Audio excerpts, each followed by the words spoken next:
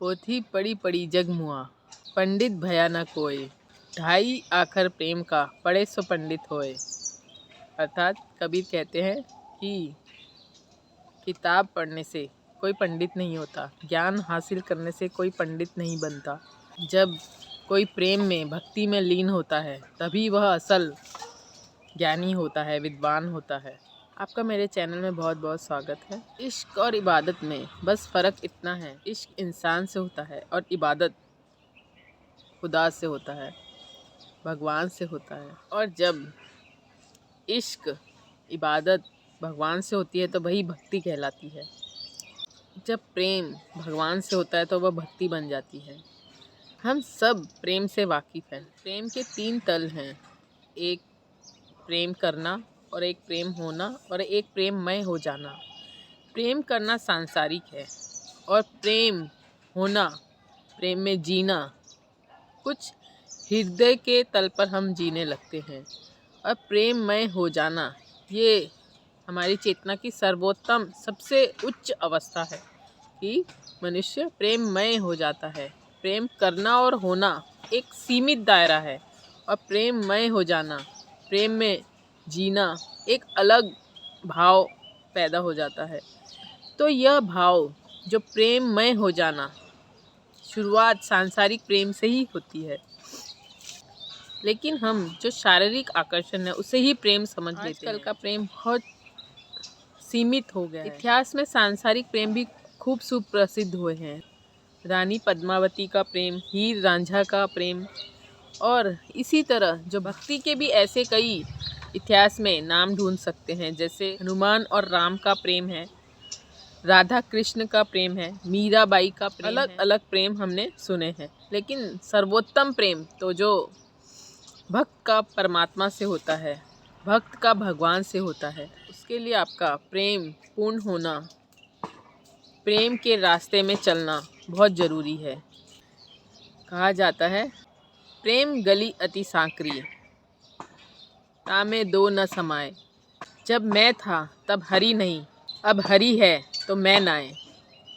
अर्थात प्रेम की पथ, प्रेम में चलना इतना सक्रिय, इतनी बारीक धार है कि इसमें दो समा नहीं सकते।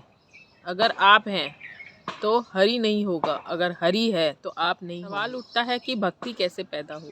जिसका हृदय थोड़ा भी सक्रिय होगा उसे ज़रूर जीवन में प्रेम का एहसास हुआ होगा।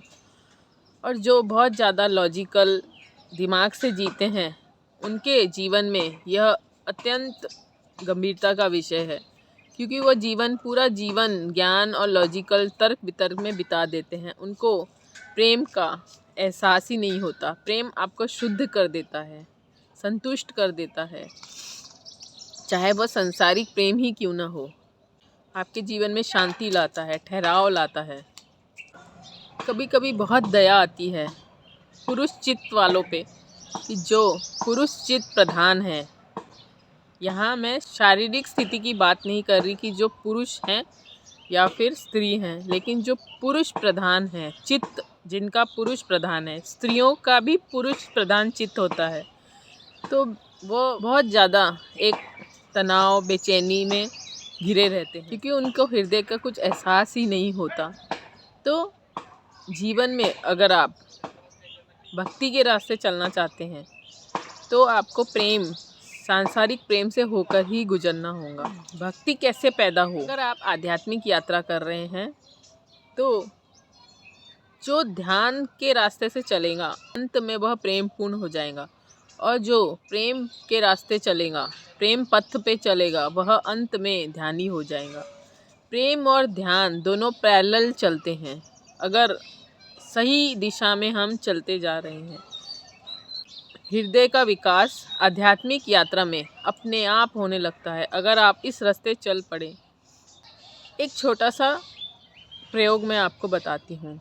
जब भी आप रात सोने जाएं तो अपने रूम में एक ग्रीन कलर की लाइट लगा लें।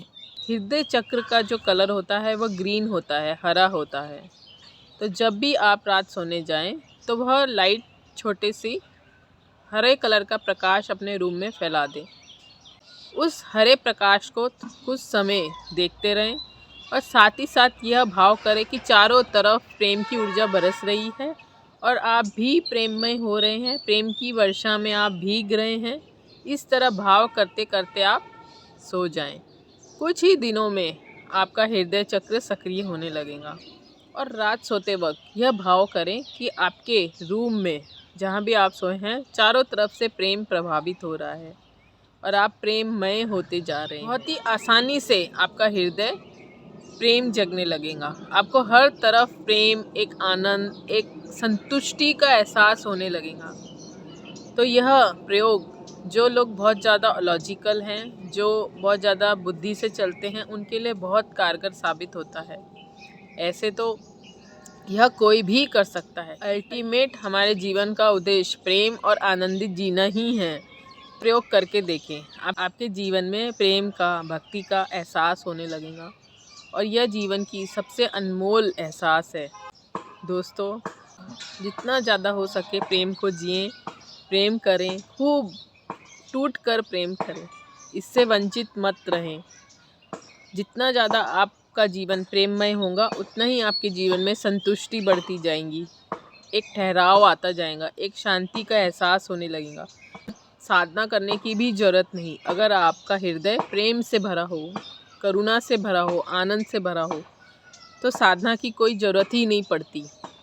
साधना तो उनके लिए ज़रूरत पड़ती है कि जो जीवन में कुछ प्रेम का एहसास ही नहीं कर पाते। हर ज्ञानी का, हर ध्यानी का अल्टीमेट गोल यही होता है, प्रेममय हो जाना, प्रेम पूर्ण जीना, भक्ति में जीना। अगर आप इस वक्त यह भाव से परिपूर्ण हैं तो आप सच में बहुत ही सौभाग्यशाली हैं। तो प्रेम को जिएं, प्रेम करें और प्रेममय हो जाएं। अगर इस वीडियो से कुछ भी सीखने मिला तो कमेंट करके बताइएगा। लाइक, शेयर, सब्सक्राइब करना ना भूलें।